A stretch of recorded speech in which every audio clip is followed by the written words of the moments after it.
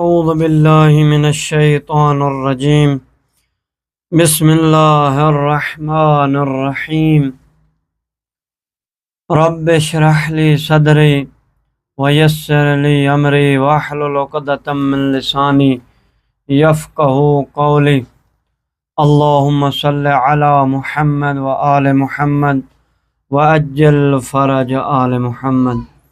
میرے سامعین محترم، واجب القدر دوستان، عزیزان، بزرگان، میرے بھائیوں، آج جو میں نے واقعات انبیاء میں سے جو موضوع رکھا ہے وہ ایثار کے بارے میں. ایثار یعنی ترجیح دینا، خود محتاج یعنی کیا ہونا، یعنی ترجیح دینا کسی چیز کو، اس کے بارے میں ہے. آئیں چلتے ہیں کہ اس کو روایات اور قرآن کے مطابق بیان کرتے ہیں. تو یہ ہمارا باب نمبر 11 ہے اور ایثار کے بارے میں ہے کہ فرمان خدا بندی قدوس ہے، وَيُؤْثِرُونَ عَلَىٰ أَنفُسِهِمْ وَلَوْ كَانَ بِهِمْ خَاصَّةٌ، اور وہ اپنی ذات پر دوسروں کو ترجیح دیتے ہیں خواہ وہ اپنی جگہ خود محتاج ہوں. رسول اکرم صلی اللہ علیہ وآلہ وسلم کا ارشاد گرامی ہے، ایما امر اشتوا اشتسا شہوتن فرد شہوت وآثر علی نفسہ غفر لہ. جو شخص کسی چیز کو شدت سے چاہتا ہے اور شدت سے ہی چاہیے جانے والی چیز کے متعلق ایثار کرتے ہوئے کسی کو گود دے تو اللہ تعالیٰ اس کی مغفرت فرمائے گا. اب ہم چلتے ہیں، اس کی وضاحت کرتے ہیں کہ آیا اس فرمان اور آیت قرآن کے مطابق جو مختصر وضاحت تشریح ہے وہ کیا ہے. ایثار یعنی بخشش اور سخاوت کا بلند ترین معیار ہے. ہمیں چاہیے کہ اپنے مال و جان سے لوگوں کی بنیادی ضروریات کو مد نظر رکھ کر ایثار سے کام لیں. انفاق کا مقام ایثار کے مقابلے میں کم ہے. ایثار کے اندر خداوند متعال خدا کی خوشنودی مضمر ہوتی ہے، چھپی ہوئی ہوتی ہے. جو شخص اپنی جان کسی دوسرے شخص پر قربان کر دے اس کا بہت بڑا مقام ہوتا ہے. مثلا ایک شخص دریا یا سمندر میں ڈوب رہا ہو، دوسرا شخص اس کے بچانے کے بچانا یعنی دریا یا سمندر میں چھلانگ لگا کر اس کو بچانے کی کوشش کرتا ہے، کرتے ہوئے خود جان کی بازی ہار جائے تو اس کا بہت بڑا مقام ہے. اور انفاق کرنے والوں سے ایسے شخص کا مرتبہ کئی ہزار گنا زیادہ ہے.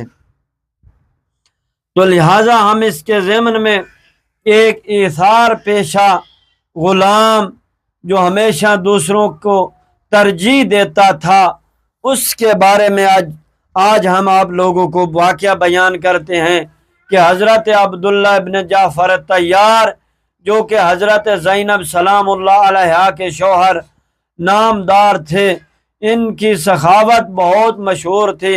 وہ اپنے دور کے بے مثال سخی تھے.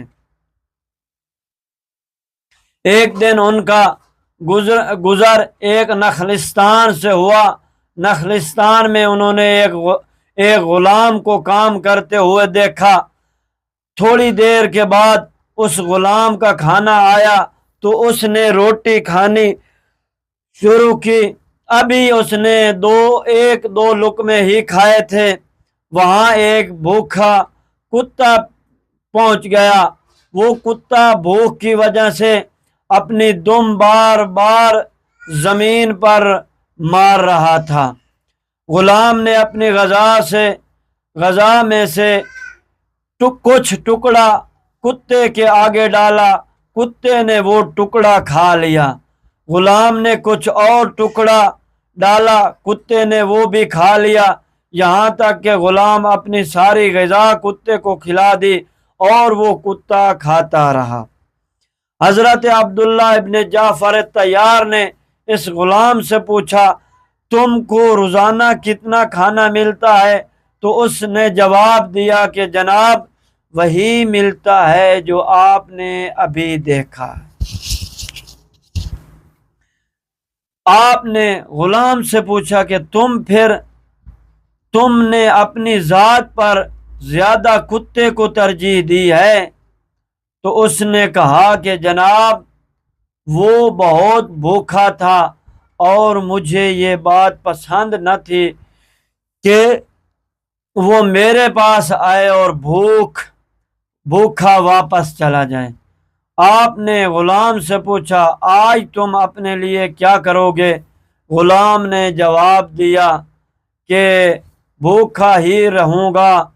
تو جب حضرت عبداللہ ابن جعفر طیار نے اس غلام کی جوان مردی اور ایثار کو دیکھا تو کہنے لگا، یہ غلام تو مجھ سے بھی زیادہ سخی ہے۔ اس کے پاس حضرت عبداللہ نخلستان کے مالک کے پاس گئے اور اس سے کہا کہ یہ نخلستان غلام سمیت میرے ہاتھوں فروخت کرو۔ اس نے وہ پورا نخلستان غلام سمیت حضرت عبداللہ کے ہاتھوں فروخت کر دیا۔ حضرت عبداللہ نے اس غلام کو آزاد کر دیا اور وہ نخلستان بھی اس غلام کو بخش دیا۔ تو میرے عزیزوں، میرے بھائیوں، ہمیں بھی چاہیے ہم بھی ایک دوسرے کی مدد کریں۔ ایک بھوکا ہے اس کو کھانا کھلائیں، ایک پیاسا ہے اس کو پانی پلائیں، ایک ضرورت مند ہے اس کی ضرورت پوری کریں، ایک حاجت مند ہے اس کی حاجت پوری کریں۔ تو لہٰذا جہاں تک یہ نہیں ہے کہ مثلاً مکمل ہر چیز اٹھا کے دے دیں، نہیں، جو کچھ کر سکیں اس کی مدد کریں۔ پہلے میں خود کو کہوں گا اور پھر آپ لوگوں کو کہوں گا۔ مسجد مروہ کا واقعہ ابو محمد ازدی بیان کرتے ہیں کہ ایک دفعہ مسجد مروہ میں آتش زدگی کا واقعہ رونما ہوا۔ مسلمانوں کو شک ہوا کہ یہ عیسائیوں کی حرکت ہے، لہٰذا چند مسلمانوں نے اس کے بدلے میں عیسائیوں کے گھروں کو آگ لگا دی۔ جب اس وقت کا واقعے کا حکمرانوں کو معلوم ہوا تو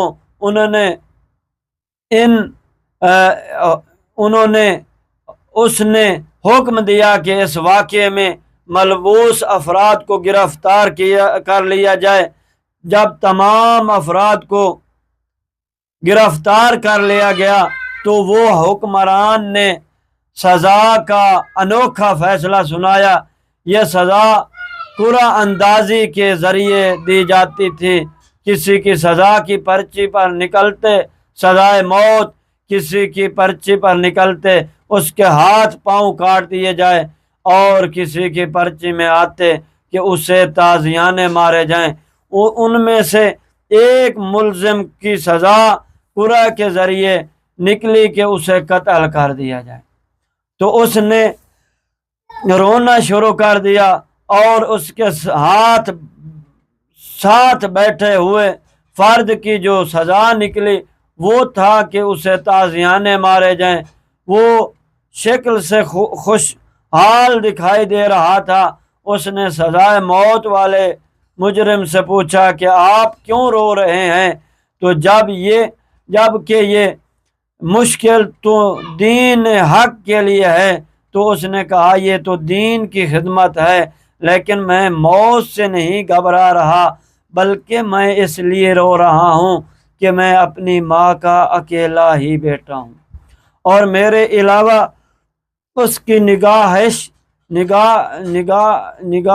یعنی اس کی نگاہ بانی کرنے والا کوئی نہیں ہے۔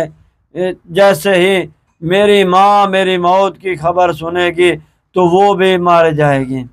جیسے ہی اس جوان نے یہ واقعہ سنایا تو تھوڑی دیر کی خاموشی کے بعد کہا میری ماں نہیں ہے اور نہ ہی میری کسی سے ایسی وابستگی ہے۔ ایسا کرتے ہیں کہ یہ پرچیاں آپس میں تبدیل کر دیتے ہیں۔ میری تازیانے والی پرچی تم رکھ لو اور اپنی سزا موت والے پرچی مجھے دے دو، اس سے آپ کو کچھ تازیانے لگیں گے لیکن تم زندہ و سلامت اپنی ماں کو مل جاؤ گے۔ بہرے نے بہرحال نوع پرچیوں کو تبدیل کر دیا جس کی وجہ سے وہ جوان مارا گیا اور وہ شخص صحیح و سلامت اپنی والدہ کے پاس پہنچ گیا۔ یعنی کبھی کبھار ایسا بھی ہو سکتا ہے، ایسے جوان بھی ہیں جو اپنے اوپر دوسروں کو ایثار کرتے ہیں، رغبت دیتے ہیں، ترجیح دیتے ہیں، تو لہٰذا ہمیں بھی چاہیے کہ ہم بھی ایسا کام کریں۔ انشاءاللہ بعد والی ویڈیو میں ہم جو ہے جنگ یرموک یعنی تبوک کا واقعہ بیان کریں گے۔ والسلام ورحمۃ اللہ وبرکاتہ۔ اللہم صلی علی محمد و آل محمد و عجل فرج آل محمد۔